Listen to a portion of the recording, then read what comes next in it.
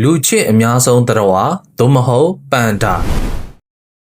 မင်္ဂလာပါခင်ဗျာကျွန်တော်ကတော့တန်းကြီးဖြစ်ပါတယ်ဒီနေ့တော့ပန်ဒါဝက်ဝင်တွေရဲ့အကြောင်းကိုပြောပြပေးသွားမှာဖြစ်ပါတယ်ခင်ဗျာပန်ဒါဝက်ဝင်တွေဟာဝက်ဝင်မျိုးနွယ်ဝင်ဖြစ်ပြီးတရုတ်နိုင်ငံရဲ့ကိုစားပြုတရဝါလည်းဖြစ်ပါတယ်တရုတ်နိုင်ငံအလဲပိုင်းရှိမြင့်မားသောတောင်တန်းဒေသများအထူးသဖြင့်စီချွမ်းပြည်နယ်တွင်နေထိုင်ကြပါတယ်ဝါတော်ထူထပ်ပြီးအေးမြဆွတ်ဆွတ်သောတောင်ပေါ်တောအုပ်များကိုနှစ်သက်ကြပါတယ်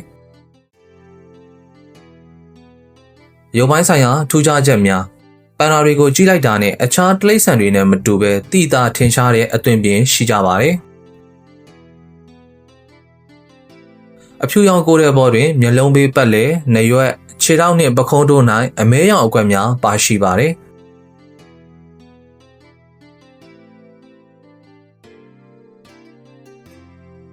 အရွယ်ရောက်ပြီးသောပန်ဒါတစ်ကောင်သည်အလေးချိန်100ကီလိုဂရမ်မှ150ကီလိုဂရမ်အထိရှိတတ်ပါတယ်။အစားအစာနဲ့အလေးထား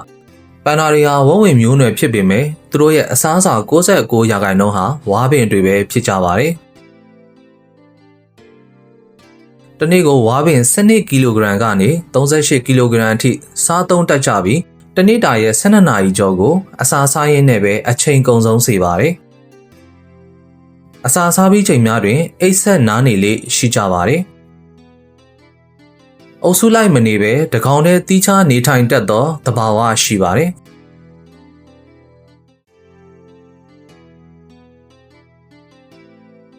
မျိုးပွားခြင်းနှင့်တက်တန်း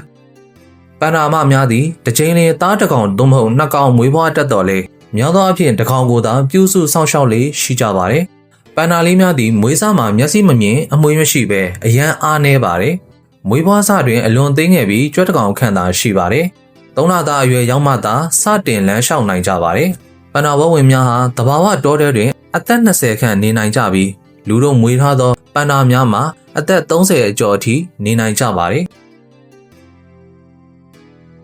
ပန်ဒါတွေရဲ့ထူးခြားတဲ့အပြုအမူများဝက်ဝင်အမျိုးနွယ်ဖြစ်တာကြောင့်သစ်ပင်တက်တာအရန်တော်ပါတယ်။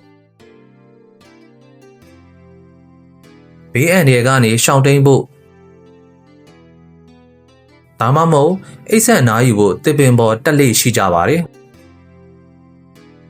လူအများစုမသိတာကတော့ပန်ဒါတွေဟာရေကူးလဲတော်ကြပါတယ်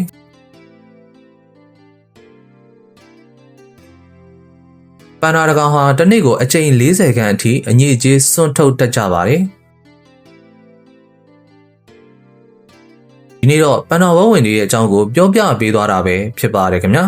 ဘလော့ကိုကြည့်ရှုပြီးပန်ဒါဝက်ဝင်တွေအကြောင်းကိုပိုမိုနားလည်သွားလိမ့်မယ်လို့မျှော်လင့်ပါတယ်